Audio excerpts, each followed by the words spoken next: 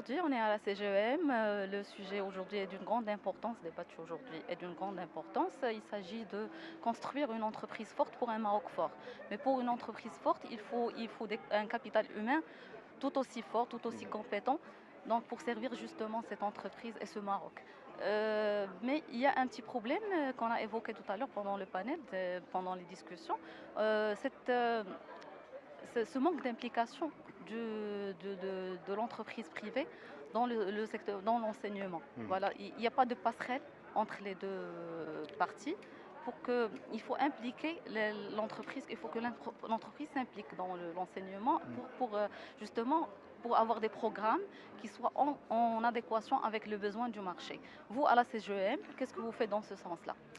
Très bien, merci. Effectivement, la question de l'adéquation emploi-formation nécessite aujourd'hui, en tout cas pour ce qui est des formations à vocation professionnelle, qui visent l'insertion des apprenants, il devient absolument impératif que l'entreprise devienne un acteur de la formation. Alors, quel rôle doit remplir cet acteur?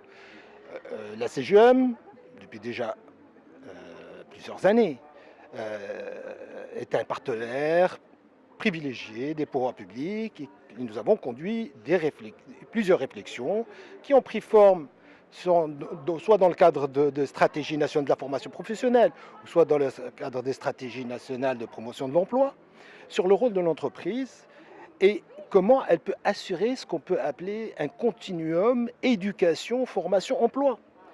Vous voyez, c'est-à-dire qu'aujourd'hui, nous avons un dispositif emploi-formation qui reste cloisonné, déconnecté l'un de l'autre. Comment remettre, je dirais, en lien l'emploi et la formation, d'abord au-delà du rôle de l'entreprise elle-même. C'est-à-dire comment l'ingénierie institutionnelle gouvernementale devrait déjà être revisitée de manière à ce qu'on puisse mettre en lien l'emploi et la formation professionnelle. C'est très bien, aujourd'hui, l'emploi est porté au sein de l'éducation nationale, avec l'ensemble de ces trois sous-composantes, et nous avons un ministère du Travail, nous avons des ministères qui développent des politiques économiques, qui visent bien entendu l'emploi. Donc comment assurer cette intégration? Et c'est ça la réflexion. Alors d'abord, le rôle de l'entreprise, c'est bien entendu de connaître et de comprendre quels sont ses besoins et de les exprimer. Dès lors, on s'interroge sur ses capacités opérationnelles à pouvoir identifier les besoins. Vous savez, dans un environnement qui devient de plus en plus complexe, de plus en plus incertain, car impacté par des changements multifactoriels, la globalisation, la transformation numérique, la pénétration massive des technologies dans les chaînes de production, aujourd'hui les changements climatiques, l'adaptation, etc. Ce qui fait que cela crée pour l'entreprise, bien entendu, un champ formidable d'opportunités, parce que tout cela, c'est des opportunités, mais en même temps, beaucoup de menaces. Alors, la question, c'est est-ce que l'entreprise est en capacité d'appréhender ces changements, de capter les opportunités, de transformer en création de valeur, et donc à ce moment-là, prescrire ses besoins en formation?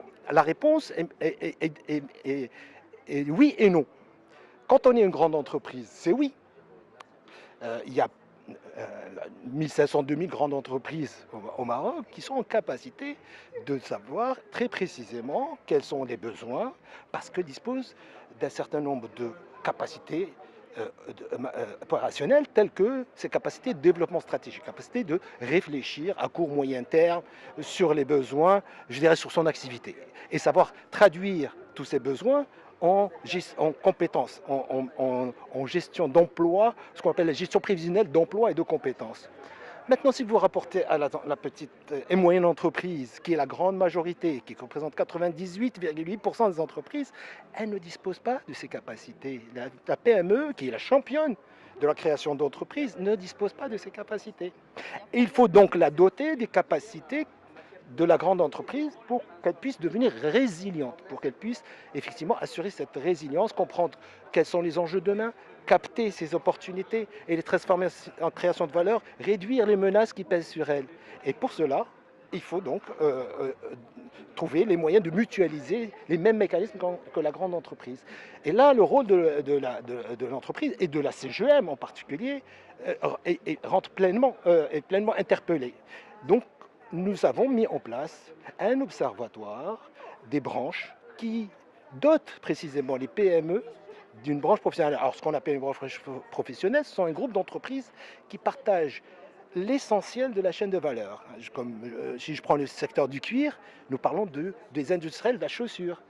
Vous voyez, on parle des entreprises qui font de l'ameublement, c'est toujours le secteur du cuir, ou l'habillement, ou l'artisanat d'art. Donc c'est des groupes d'entreprises qui partagent une partie ou la totalité de la chaîne de valeur, et donc sont impactés par les changements qui affectent leur environnement, et donc on sont capables ensemble de capter l'opportunité et de la transformer en création de valeur. Si on les dote de ce type de mécanisme de veille stratégique, en capacité donc à formuler leurs besoins et identifier les réalités de demain, elles vont enfin pouvoir préciser quels emplois, quels métiers, et bien entendu quelles compétences, parce qu'on revient à la compétence, c'est-à-dire qu'est-ce que l'apprenant ou l'individu, à l'issue de son parcours d'apprentissage, maîtrise pour occuper un métier. Et qu'on décrit ce métier en termes d'activité principale, activité secondaire. C'est un travail important. Et dans les pays qui ont réussi leur transformation, qui ont réussi la globalisation, qui ont réussi à créer de la valeur, se sont dotés de ces observatoires de branches. C'est des moyens importants. Et nous, heureusement, nous avons dans le paysage, notre paysage institutionnel, déjà ces instruments. Donc nous les avons mis en place à travers l'Observatoire des métiers, des compétences des branches professionnelles et de régions, qui est aujourd'hui présidé par le président en exercice de la CGM. J'ai l'honneur d'avoir la charge de la présidence exécutive. Je suis donc président du directoire, et qui est paritaire, qui est à la fois dirigé par les entreprises, mais également par les représentants des salariés, en l'occurrence l'UMT. Donc nous avons une approche paritaire parce qu'elle touche à la fois à des problématiques de compétitivité d'entreprise et bien entendu d'employabilité, d'amélioration des capacités, de compétences des salariés. Et donc à partir de là, nous pouvons espérer formuler des prescriptions du marché du travail dans une analyse prospective fine de la relation emploi-formation. Ces mécanismes sont en train d'être mis en place, et nous espérons dès l'année prochaine commencer à produire ces informations qui vont structurer la production. Donc tout cela, c'est de la planification, c'est de la système d'information prospective, et là on va commencer à donner de l'information qui va structurer la production. Alors quel type de production ? La formation qui vise la compétitivité de l'entreprise, c'est-à-dire les salariés. La formation qui vise l'employabilité, c'est-à-dire des actifs qui ne sont pas nécessairement salariés, c'est tous les actifs du marché.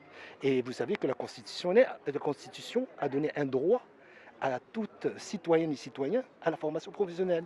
Donc on donne corps à un acquis constitutionnel.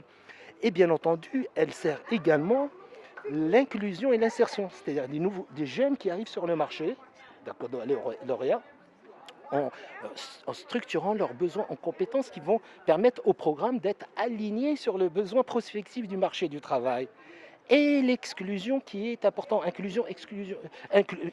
bien sûr, insertion et inclusion. Inclusion de gens, de jeunes et de personnes qui sont en situation défavorable ou qui sont carrément en situation d'inactivité. Il y a aujourd'hui 4 millions de jeunes inactifs qui ont entre 15 et 34 ans. Tous ces jeunes, il faut leur donner les moyens de venir s'insérer sur le marché du travail.